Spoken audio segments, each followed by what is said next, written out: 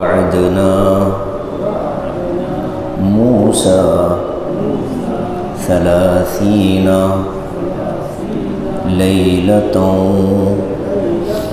وأتممناها ب10 فتم ميقات ربه 40 ليلة وقال موسى لأخيه هارون اخلفني في قومي وأصلح ولا تتبع سبيل المفسدين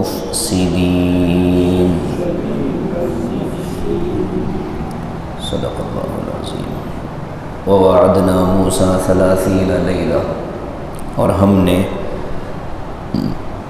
موسیٰ سے 30 راتوں کا وعدہ کیا، وَأَتْمَمْنَاهَا ب10، اور ہم نے ان کو پورا کیا اور 10 ملا کر، فتم میقات ربہ، تو موسیٰ کے رب کی متعینہ مدت پوری ہوئی، 40 لیلہ 40 راتیں، وقال موسیٰ، اور موسیٰ علیہ السلام نے لأخیہ، اپنے بھائی ہارون سے کہا، اخلفنی فی قومی، کہ میرے بعد میری قوم کی ذمہ داری سنبھالنا، وأصلح، اور ان کی اصلاح کی فکر کرنا، ولا تتبع سبیل المفسدین، اور فسادیوں کے راستے کی پیروی مت کرنا۔ یہ ایک آیت ہے لیکن تفصیلات اس میں بہت زیادہ ہے، اس وجہ سے ایک ہی آیت کی تلاوت کی گئی، اور جو دوسری آیت اس کے بعد والی ہے وہ اور زیادہ تفصیلات والی ہے، احکام اس میں بہت ہے۔ تو یہ جو موضوع ہے موسیٰ علیہ السلام کے بحر قلزم سے آگے بڑھ جانے کے بعد بنی اسرائیل کا وادی سینا میں قیام کر لینا۔ گزشتہ درس میں ان لوگوں کا ایک یہ واقعہ آیا تھا کہ حضرت موسیٰ علیہ السلام کی قوم جس وقت دریا سے پار ہو گئی اور فرعون غرق ہو گیا، تو لوگوں نے قوم کو دیکھا جو بت پرستی کر رہی تھی اور اپنے معبودوں کے سامنے جھکی ہوئی تھی، تو ان لوگوں نے مطالبہ کیا کہ ہمارے لیے بھی کوئی معبود بنائیے۔ موسیٰ علیہ السلام نے ان کو ڈانٹا اور کہا کہ تم تو جہالت والی باتیں کرتے ہو، اور اس کے بعد اللہ تعالیٰ کی نعمتیں یاد دلائی گئی کہ اللہ تعالیٰ نے تم کو کیسے نجات دی فرعون کے ظلم سے، اور اسی طرح سے اس کے عذاب کے کاموں سے اللہ نے تم کو بچایا۔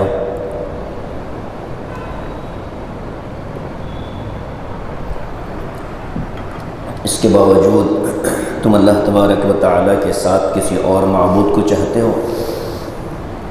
قوم نے اس موقع پر کہا کہ موسیٰ، اللہ تعالیٰ سے دعا کیجیے، اب تک ہم فرعون کے قانون کے ماتحت زندگی گزارتے تھے، فرعون کے غلام بن کر تھے، تو فرعون کا جو قانون مصر میں چلتا تھا ہم اس کے پابند تھے، اور فرعون ڈوب گیا، ہم مصر سے نکل گئے۔ اللہ سے دعا کیجئے کہ ہمارے لیے بھی کوئی قانون اتار دے، کوئی ضابطۂ زندگی ہم کو عطا کیا جائے۔ تو موسیٰ علیہ السلام نے دعا مانگی اور کہا کہ اے اللہ، ہماری قوم کے لیے بھی کوئی قانون نازل فرما دیجئے۔ تو اللہ تعالیٰ نے کہا ٹھیک ہے، اس کے لیے تم کو 40 دن کا اعتکاف کرنا ہوگا کوہ طور پر۔ جس علاقے میں یہ تھے وہ وادی سینا، اور جس پہاڑ پر بلایا گیا وہ بھی اسی وادی کا ایک حصہ تھا۔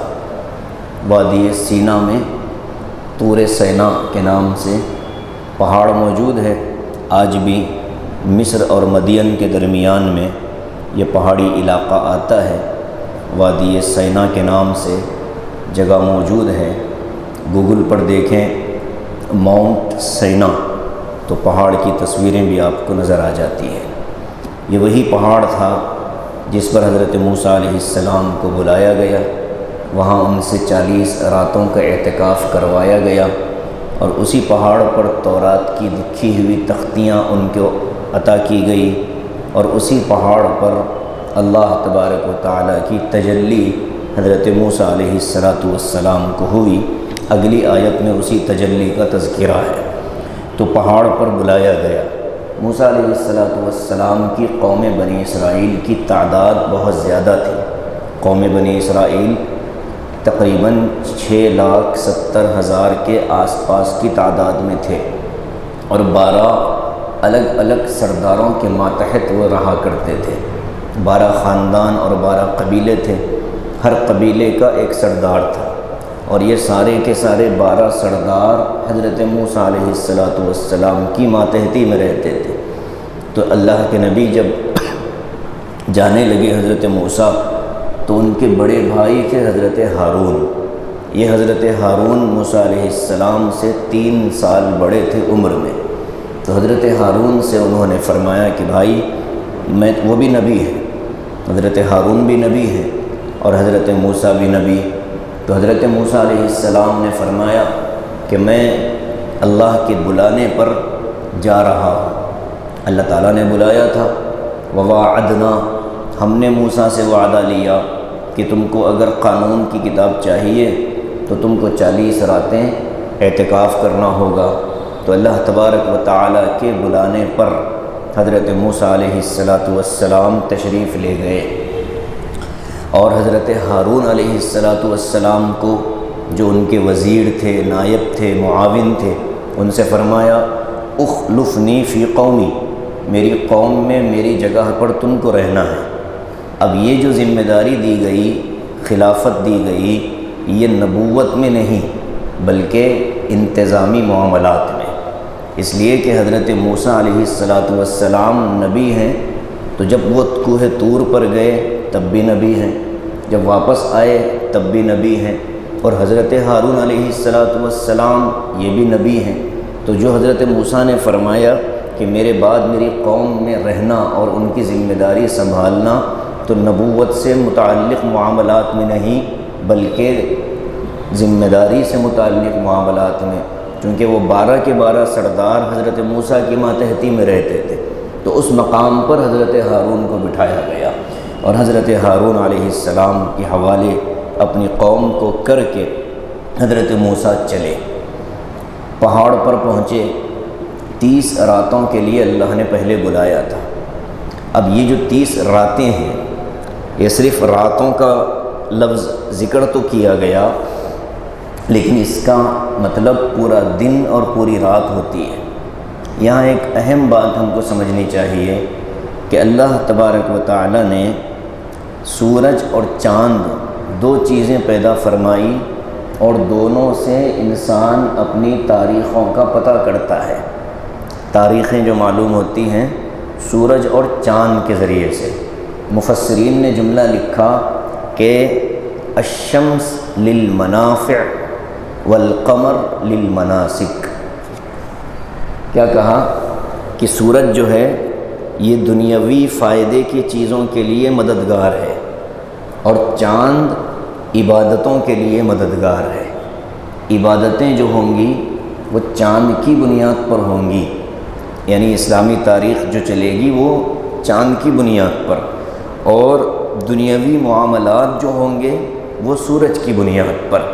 تو سورج کی بنیاد پر جو تاریخیں اور کیلنڈر بنتے ہیں وہ کوئی ناجائز اور حرام نہیں ہے، وہ دنیاوی ضرورتوں کے لیے وہ بھی ضروری ہے، لیکن عبادتوں کے لیے، شرعی معاملات کے لیے، رمضان کے روزوں کا اہتمام کرنے کے لیے، زکوٰۃ کے سال کا نظام چلانے کے لیے، حج کی تاریخوں کا پتہ کرنے کے لیے، ایک خاتون کی عدت کا پتہ کرنے کے لیے یہ ساری چیزیں جو ہیں چاند سے جڑی ہوئی ہیں، اور چاند رات کو نکلتا ہے، اس لیے اللہ تعالیٰ نے فرمایا ثلاثین لیلۃ کہ 30 راتوں کا وعدہ ہے۔ مطلب یہ ہے کہ اگلا دن جو شروع ہوتا ہے وہ مغرب ہی سے شروع ہو جاتا ہے۔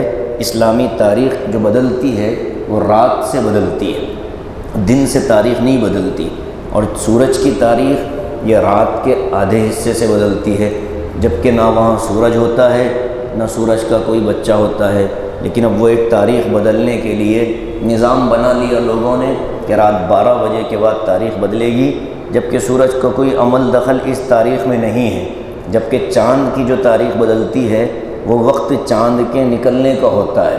جیسے ہی چاند پر نظر پڑی لوگ کہہ دیتے ہیں کہ مہینہ ختم ہو چکا اور دوسرا مہینہ شروع ہو چکا ہے۔ تو ہماری تاریخ چاند سے ہونی چاہیے، چاہے زکوٰۃ والی ہو، چاہے ہماری عدت والے ایام ہوں، 3 مہینے 4 مہینے کی جو عدتیں ہیں، اور ایسے ہی حیض کے جو دن ہیں وہ بھی چاند ہی سے حساب لگائے جائیں گے۔ اللہ تعالیٰ نے رات ہی کا لفظ استعمال فرمایا، لیکن مراد اس سے دن اور رات دونوں چیزیں ہیں۔ وَأَتْمَمْنَاهَا بِعَشْرٍ بلایا تو تھا 30 راتوں کے لیے، یعنی 30 دن کے لیے، اعتکاف کے لیے بلایا تھا۔ اور اعتکاف جب آدمی کرتا ہے، ہمارے اپنے اعتبار سے ایک اعتکاف تو واجب ہوتا ہے کہ جو اللہ کے حکم کو پورا کرنے کی نیت سے بندے نے اپنے اوپر لازم کر لیا ہو کہ اگر میرا فلاں کام بن جائے تو میں 1 دن کا اعتکاف کروں گا، تو اب وہ کام اگر بن گیا تو اس بندے پر اس 1 دن کا اعتکاف کرنا لازم اور واجب ہو جاتا ہے۔ اور اس اعتکاف کے لیے پھر شرط ہے روزے کا رکھنا۔ دوسرا اعتکاف ہوتا ہے سنت، جو رمضان المبارک کے آخری عشرے میں ہوتا ہے، اس میں بھی شرط ہے روزے کا ہونا۔ اگر کسی اعتکاف میں بیٹھنے والے معتکف کا روزہ ٹوٹ گیا تو اس کا اعتکاف بھی ٹوٹ جائے گا۔ اگر صرف روزہ چھوڑ کر کوئی اعتکاف میں بیٹھنا چاہے تو یہ سنت اعتکاف کی شرط کے خلاف ہے۔ سنت اعتکاف اسی وقت مقبول ہوگا جب وہ روزے دار روزے کی حالت میں اعتکاف کرے گا۔ اور تیسرا درجہ اعتکاف کا نفل ہوتا ہے، اس میں روزے کی شرط نہیں ہے۔ آدمی نے جتنا وقت مسجد میں گزارا اعتکاف کی نیت کر لیا، یا ایسے ہی کوئی ایک نفلی اعتکاف مسجد میں آ کر لیا، اس کے لیے بھی روزے کی شرط نہیں ہے۔ تو جو اعتکاف سنت یا واجب ہوتا ہے اس میں روزہ رکھنا ضروری ہوتا ہے۔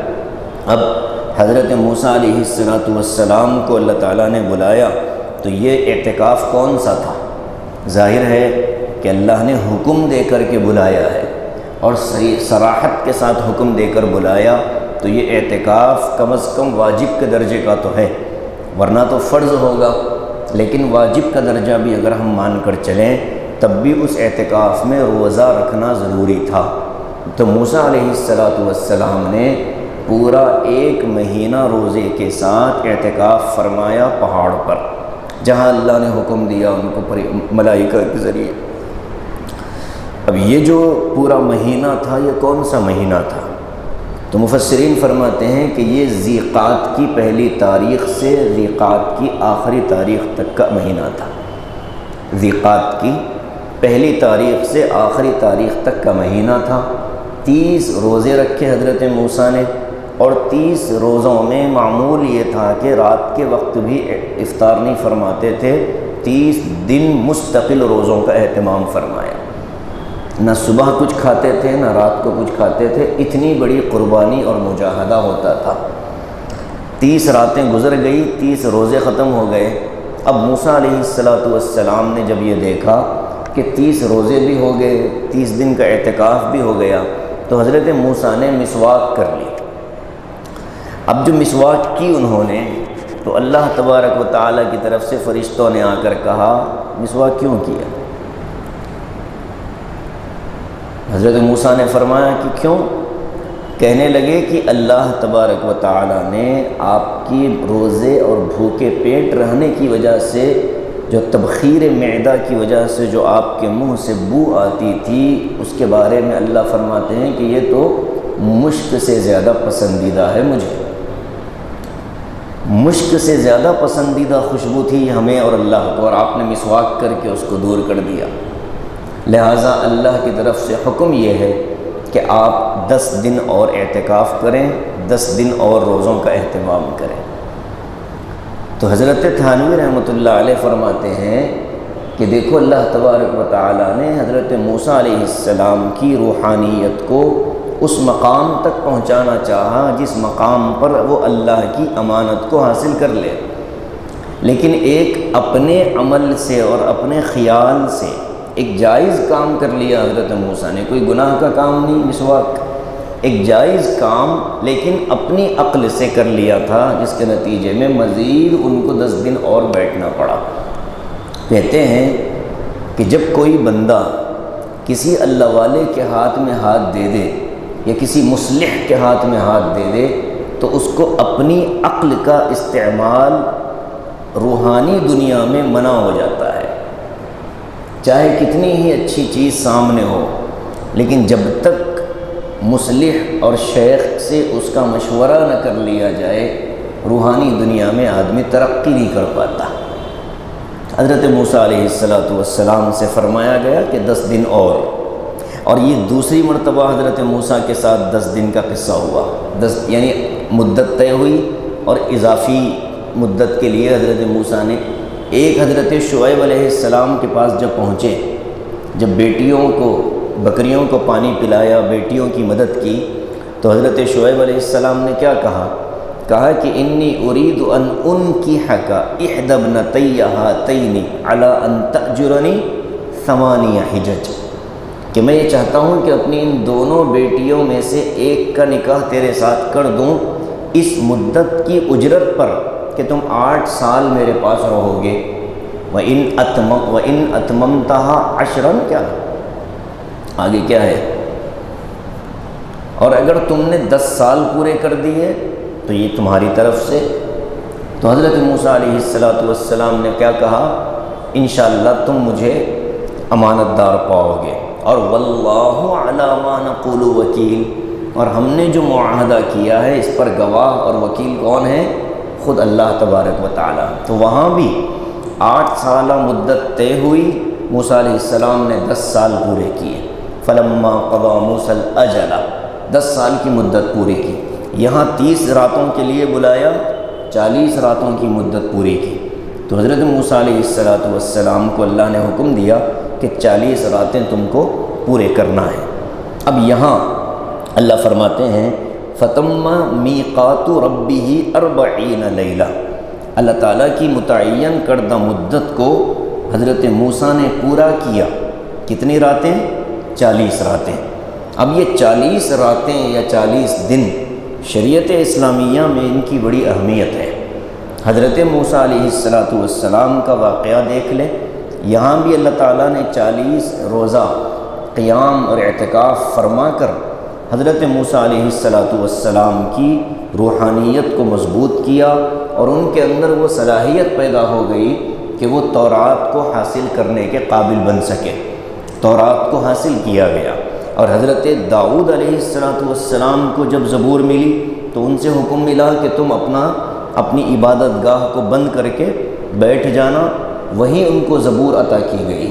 حضرت عیسیٰ علیہ السلام کی شریعت کا حصہ ہی تھا کہ وہ رہبانیت والی زندگی گزارتے تھے، خاموشی کے ساتھ رہیں، زیادہ لوگوں سے بات چیت نہ کریں، نکاح نہیں کیا تھا حضرت عیسیٰ نے۔ اس حال میں ان کو تورات ملی، انجیل ملی۔ تو یہ جو تورات ملی تھی، اس تورات کے ملنے پر بھی اللہ تبارک و تعالیٰ کی طرف سے ایک حکمت پوشیدہ ہے۔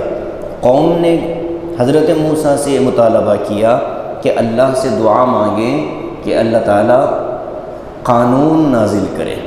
اب تک ہم فرعون کے قانون کے تحت تھے، ہمارے اپنے لیے کوئی قانون ہونا چاہیے۔ تو ان لوگوں کا مطالبہ تھا قانون کا۔ اللہ تعالیٰ نے تورات نازل کی، اور تورات کے معنی بھی ہیں ایسی کتاب جس میں قانون ہو، ایسی کتاب جس میں قانون ہو۔ تو تورات قانون کی کتاب ہے، اور انجیل جو ہے یہ ایک معجزے والی کتاب ہے۔ حضرت عیسیٰ علیہ السلام کے معجزے بہت زیادہ ہیں۔ انجیل بھی ایک معجزے کے طور پر آنے والی کتاب، قرآن بہت زیادہ پڑھی جانے والی کتاب۔ قرآن کے معنی ہی ہے ایسی کتاب جو بہت زیادہ پڑھی جائے، تو قرآن سب سے زیادہ پڑھی جانے والی کتاب ہے۔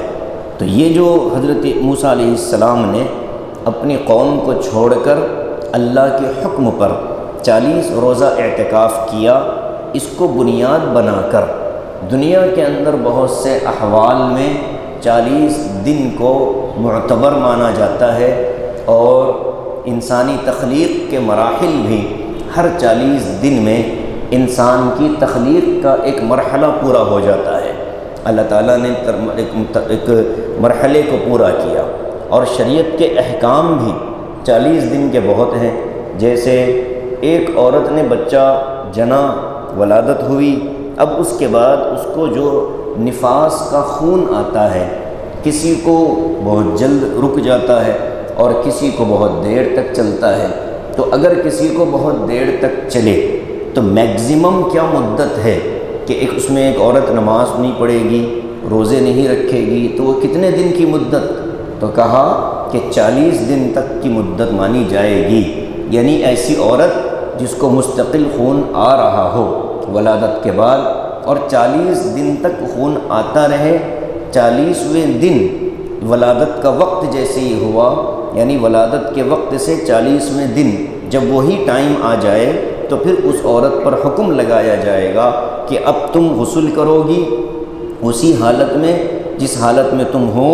اب تم کو نفاس کا خون نہیں مانا جائے گا، بلکہ اب تمہارے لیے استحاضہ والا خون کہہ کر ہر نماز کے لیے تم کو مستقل وضو بنانے کا اجازت ملے گی۔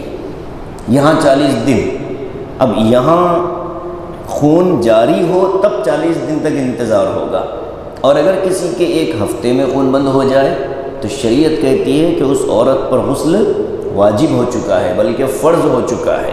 اب وہ غسل کرے گی اور 5 وقتہ نمازوں کا اہتمام کرے گی۔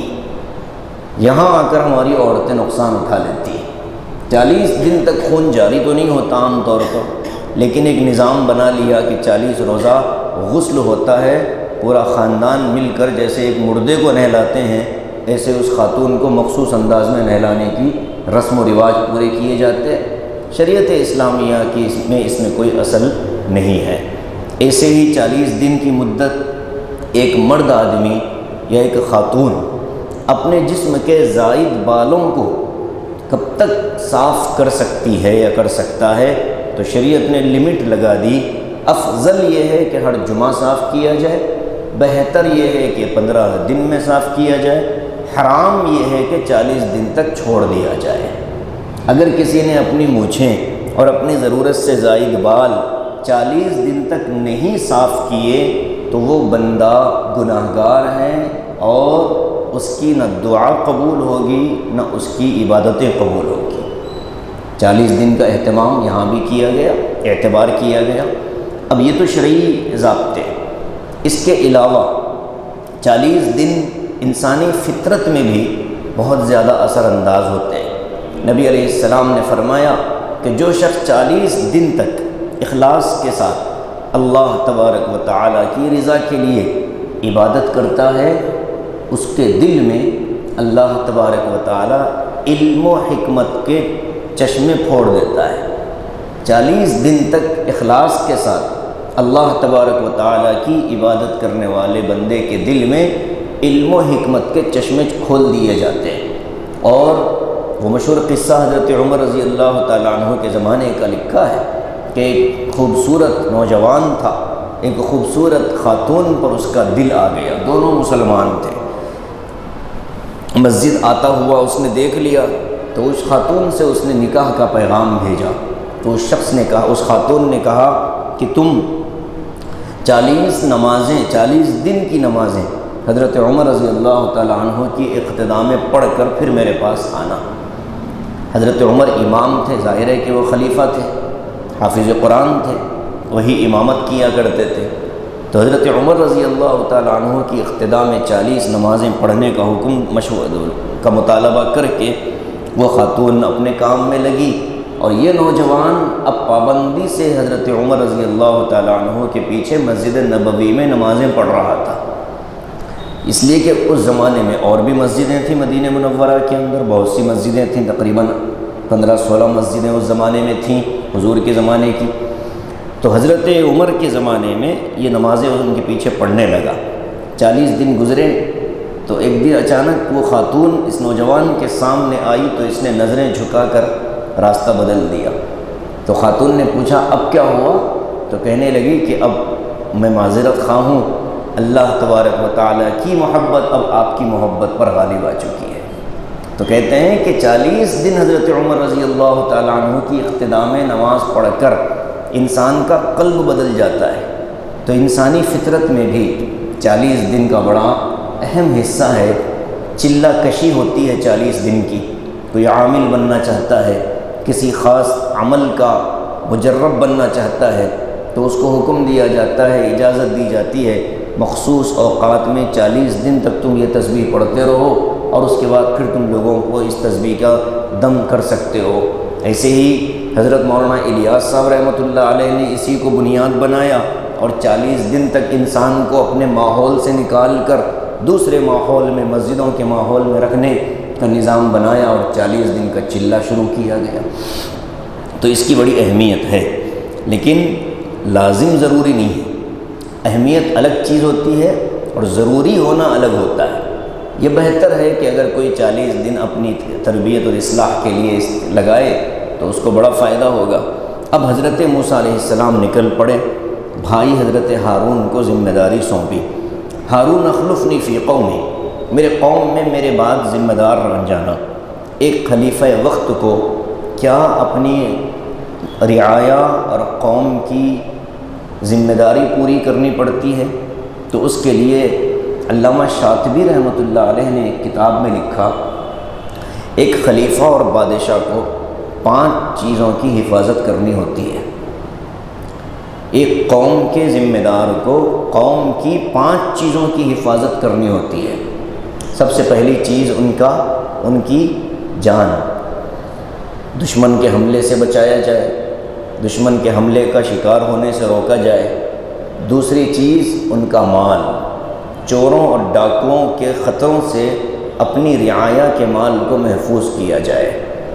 تیسری چیز ان کا دین، یعنی وہ جس عقیدے اور دین پر چل رہے ہیں اس میں آسانی پیدا کی جائے اور غلط عقیدوں اور غلط چیزوں کے اختیار کرنے سے قوم کو روکا جائے۔